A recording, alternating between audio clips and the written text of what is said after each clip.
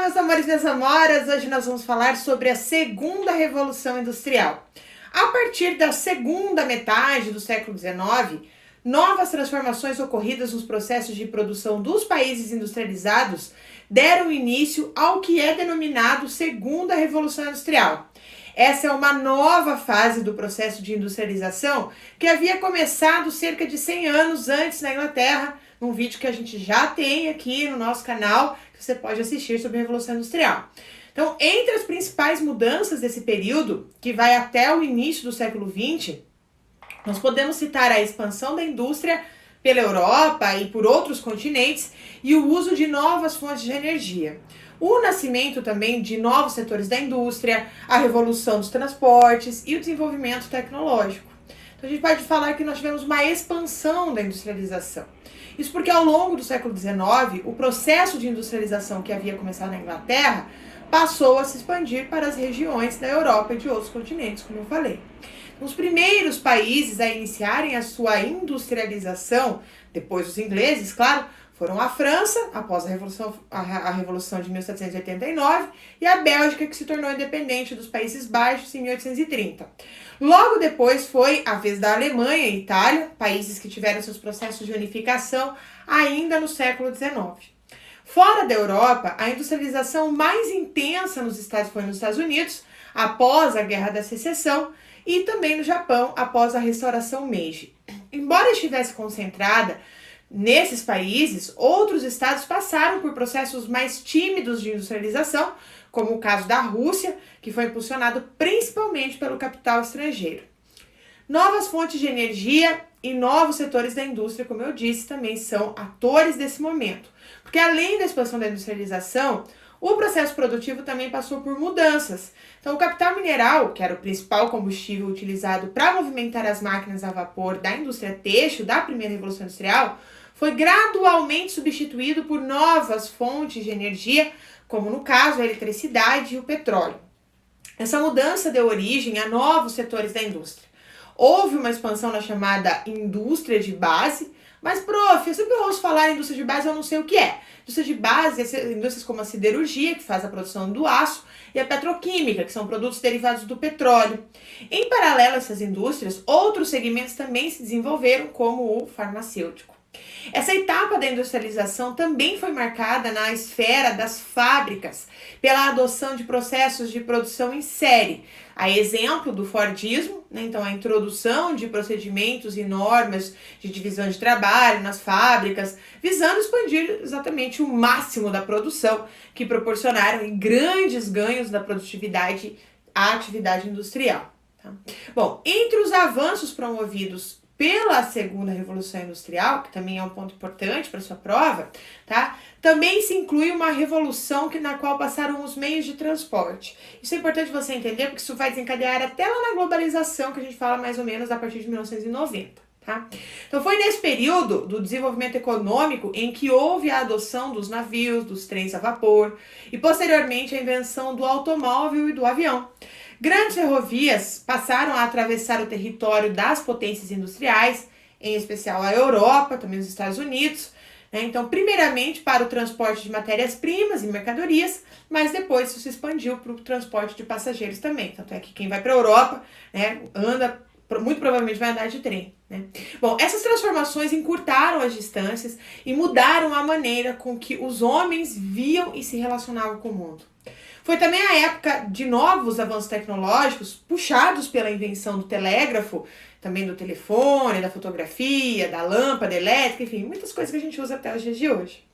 Ainda no século XIX, mais precisamente em 1851, se iniciaram as exposições universais, realizadas pelo príncipe Albert, que era o marido da rainha Vitória da Inglaterra.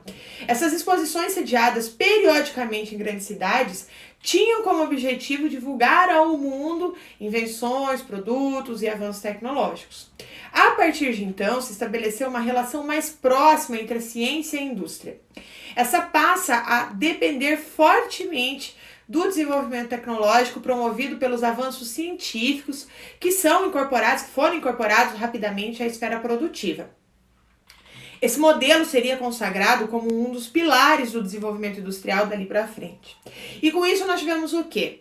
mudanças no capitalismo, porque na esfera do capital, as novas atividades econômicas e os grandes empreendimentos industriais exigiam investimentos cada vez mais altos que dificilmente poderiam ser realizados por acionistas individuais.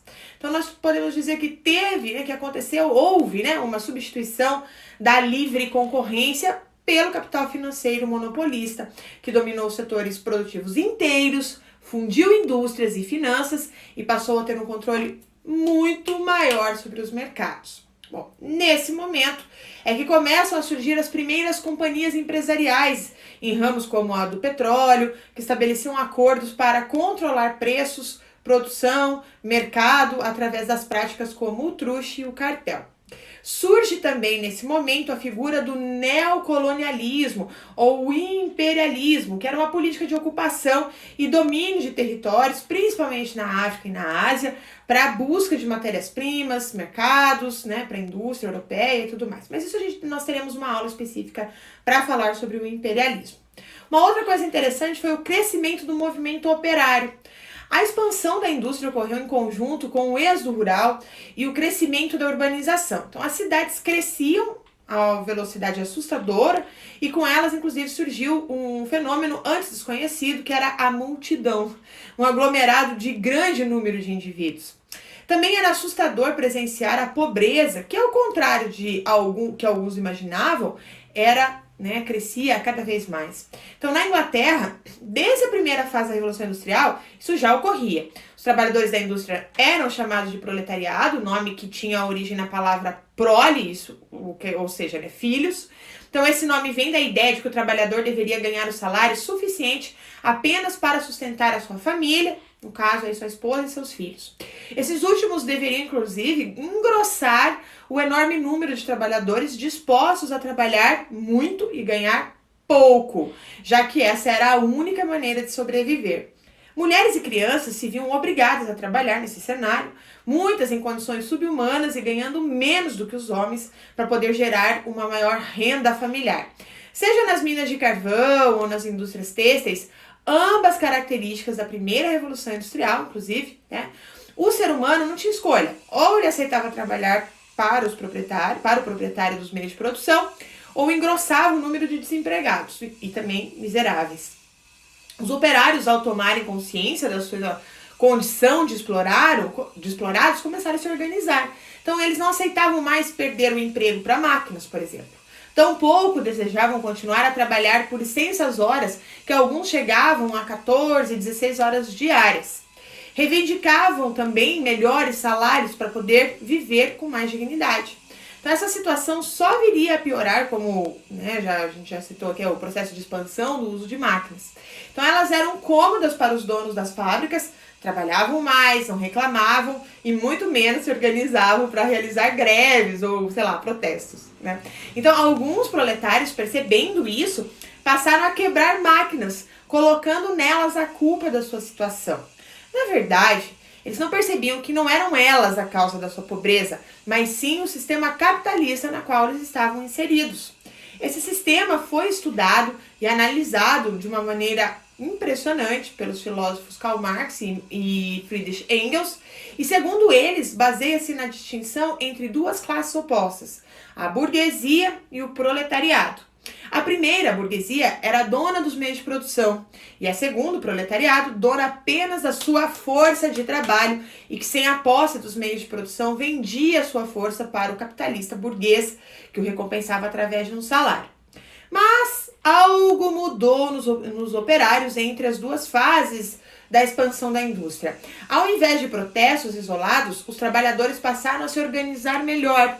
Foi aí que surgiram os sindicatos, grupos organizados de trabalhadores que reivindicavam melhoras na sua situação. Então eles conquistaram direitos como a progressiva diminuição da jornada de trabalho e a regulamentação ou mesmo a proibição, em alguns lugares, do trabalho feminino e infantil. O próprio movimento operário se internacionalizou para ganhar mais força e unir a sua luta por condições mais justas, sob a bandeira de diferentes ideologias. Então, entre as ideologias que combatiam a ordem vigente, é possível apresentar as mais importantes no contexto do século XIX. Então, por parte do proletariado, o socialismo utópico, né, dos filósofos como Saint-Simon e Fourier, pregava o acordo entre burgueses e proletários para fundar uma sociedade mais justa e sem desigualdades. Marx os chamaria mais tarde de utópicos por acreditarem nesse acordo pacífico. E o Marx e o seu companheiro Engels idealizaram o socialismo científico, que pregava a revolução por parte do proletariado, do sistema de produção vigente, gerando uma reorganização racional do processo produtivo e da divisão da riqueza gerada por ele. Também surgiu o anarquismo, que foi criado por Bakunin, e também Proudhon. Então, os anarquistas acreditavam que era possível, após a Revolução Armada, uma sociedade organizada na existência pacífica entre seus membros, sem a submissão de um governo, onde não existiria hierarquia e, portanto, sem miséria e desigualdade. Das três correntes, é possível perceber a preocupação com o crescimento do quê? Exatamente, das desigualdades e da sua situação de exploração. Por parte da burguesia, a principal ideologia era o liberalismo. Então, o pensamento liberal defendia a livre concorrência e o direito do indivíduo de investir onde e como ele quisesse. Então, o mercado deveria determinar o preço dos produtos através da lei da oferta e da procura, e o Estado deveria também interferir na economia o menos possível. Com o desenrolar da história, a crença no progresso do progresso técnico e científico, como solução, inclusive, provou não ter fundamento, estar correto ali. Mesmo assim, a crença ainda está presente nas mentes de algumas pessoas e tornou-se uma ideologia. Então, tal fenômeno é estudado ainda hoje pelos historiadores, pelos filósofos, pelos sociólogos, enfim. Então, através de uma análise crítica das mudanças sociais da estrutura e no pensamento ocidental do século XIX, é possível perceber que, por mais que as novas e melhores formas de produção surgiram no período, possam sim trazer benefícios aos seres humanos, eles também podem ser responsáveis por consequências catastróficas para a maioria dos indivíduos. Mas será que a resposta estaria, então, nas ideologias de contestação surgidas neste século? Mas, enfim, essa é uma discussão aí tortuosa, cuja resposta, assim como a Revolução Industrial, apresenta aí seus altos e baixos. E, por fim, eu quero te mostrar quero te dizer, algumas invenções do período. Então, com a Segunda Revolução Industrial, algumas invenções foram facilitadas, como, por exemplo, a bateria química, a indução eletromagnética, a lâmpada de filamento, a tração elétrica, motores elétricos, cabo submarino de comunicações, telégrafo sem fio, ondas de rádio. Legal, né? Agora, você sabia que a produção dos alimentos se intensificou durante a Segunda Revolução Industrial? Isso porque o carvão começou a ser utilizado como fonte de energia no lugar do petróleo. Então, ao contrário, o petróleo passou a ser usado como fonte de energia no lugar do carvão. Então, técnicas de produção agrícola também sofreram grandes avanços com a substituição aí do carvão pelo petróleo. Bom, um ponto negativo da Segunda Revolução foi o êxodo rural, isso porque a mão de obra foi substituída pela automatização do trabalho, gerando aí cidades bem populosas, e as pessoas saíram aí do campo. E para terminar, pra gente terminar, a nossa aula sobre Segunda Revolução Industrial, os acontecimentos promovidos pela Segunda Revolução Industrial transformaram o mundo em muitos aspectos. Então, você pode usar isso, inclusive, na sua redação, Então, inclusive, essa Segunda Revolução Industrial diminuiu distâncias, aumentou a produção para uma escala nunca vista antes na história. Contudo, essas mudanças não foram capazes de solucionar problemas como a exploração da classe trabalhadora e a existência de territórios coloniais. Embora significativas na esfera da produção, houve a manutenção das mesmas estruturas sociais criadas pela Revolução Industrial.